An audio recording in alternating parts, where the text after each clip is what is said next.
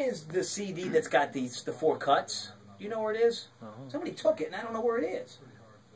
You should get a thing. I'm telling you, you should get one of those things, a MIDI or WAV file player.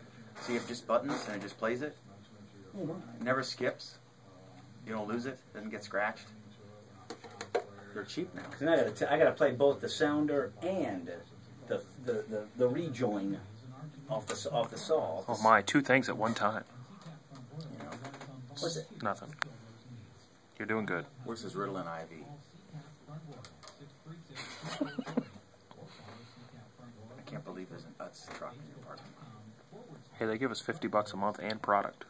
Oh well, it's out of date probably. Is it out of date product? Mm-mm. All right, he's back. I mean, we need a reporters roundtable. Let's do that. Yeah. We have to do it next month. We'll do it. Talk about it.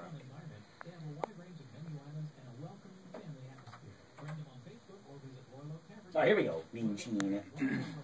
Circle us on Google+.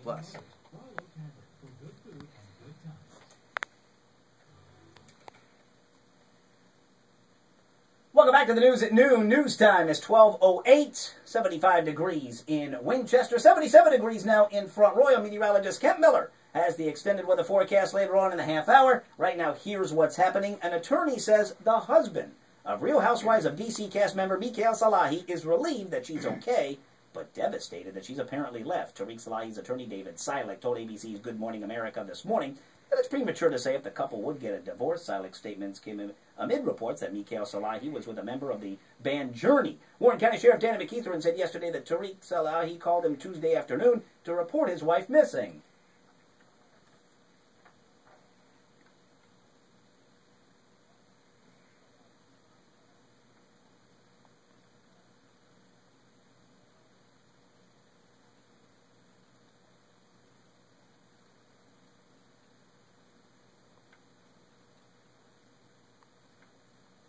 The Salahis, who reside in Linden, of course, burst onto the scene in 2009 when they crashed a White House state dinner. Joining me live in studio now, welcome back, Dan McDermott of Warren County Report newspaper. How are you? Great. Allegedly crashed. They say you have to say allegedly. Oh, okay. Because they haven't been convicted of anything.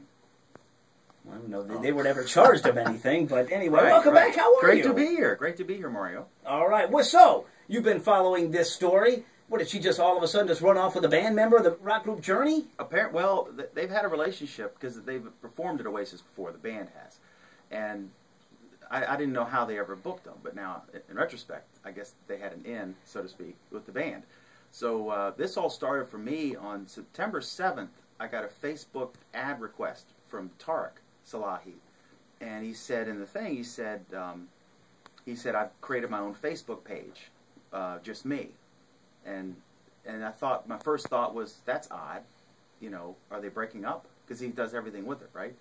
And then TMZ did this. But the timeline's weird because I believe that he's upset, okay? His wife has apparently left him permanently or short term, who knows? But I would be upset if, you know, anybody would. But he called the sheriff to say his wife's missing at 11:50 p.m. 5 minutes later, the sheriff's deputy calls him, Deputy Glavis, to get the details. Then they make contact with Michaele, who says she's fine and doesn't want to go home. And then they contact him shortly after midnight, Tareq Salahi, to tell him his wife's safe, but she's not coming home tonight. And then TMZ called the sheriff's department at 12:35, and then 12 hours later, TMZ posts that they just got off the phone with Tareq Salahi, and he's convinced that his wife's been abducted and that the sheriff's department's not taking it seriously enough. 12 hours after the sheriff's department said they'd made contact with Michaele and she's fine and she's just not shacking up with you tonight. So that's the timeline. And then he went on Channel 4 in D.C., WRC, which of course NBC picked up and TMZ picked up. And he's doing the tears, and I believe he was genuinely upset. But he's conducting interviews, you know, from his home, and the media's camped out there for the first time since Thanksgiving '09, right, after the state dinner. And so there's some anyway, I don't know what happened, but the timeline's interesting. He was genuinely upset. And then I talked to David Silik at noon at Wynn's Restaurant on Main Street. even though he was eating liver.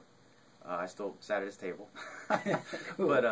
But no, he's good. He gave me a good interview, and he said that you know, he wasn't aware of the incident until I called him, asking him about it, and then I talked to Sheriff Danny McKeithrin, but he was coming back from Nokesville, and then he did a unofficial, not press conference, but wandered outside where cameras and microphones were waiting. And you were grilling him.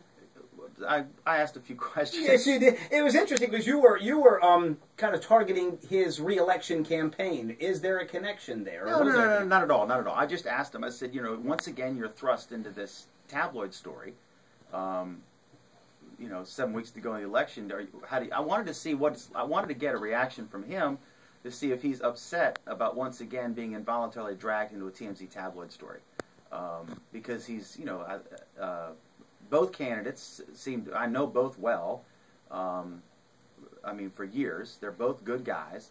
It's going to be an interesting election campaign, and so I just was curious, you know, is he upset about being called, his office being called incompetent or lackadaisical in this? And it just doesn't seem like a fair charge to make, given that 12 hours before he made the charge, he was informed by the Sheriff's Department that they had contacted his wife and she was safe.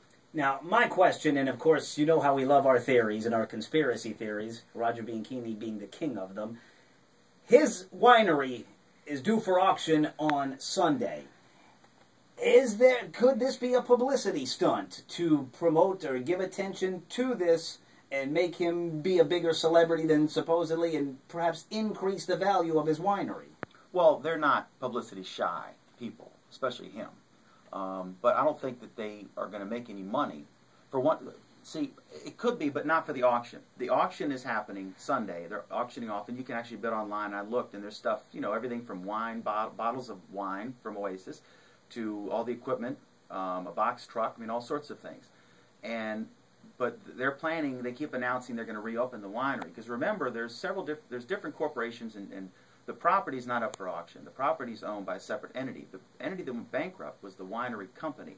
So the property, the physical property of the winery is up for auction, not the land. And so basically they're going to have a garage sale. They're not going to get any of the money. Then they're going to gut the place. And then I don't know if they can just buy new stuff and reopen or do tours there or what have you. But I don't know. Who knows? Who can figure these people out? You know, we've been trying and we've given up. Is the couple heading for Splitsville? What's your gut feeling telling you? Don't stop believing, Mario. Oh, thank you. Have faith. Okay. I don't know. We'll see. Yeah, but at least her money problems on the short term are solved, right? Perhaps so. Journey is back. They're touring. I'm sure they're opening for Foreigner in Memphis, they were in Memphis last night. Yeah, they performed with Foreigner. You know, get your tickets. You can see they got an added attraction. Maybe she can do that. Maybe she can do her song as the opening act. Maybe that was their motive. They wanted to get a free opening act. Oh, okay. Well, maybe is he the one crying now? I think so.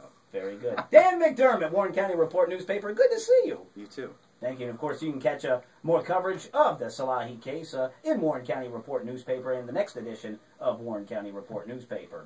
Front Royal Police continue to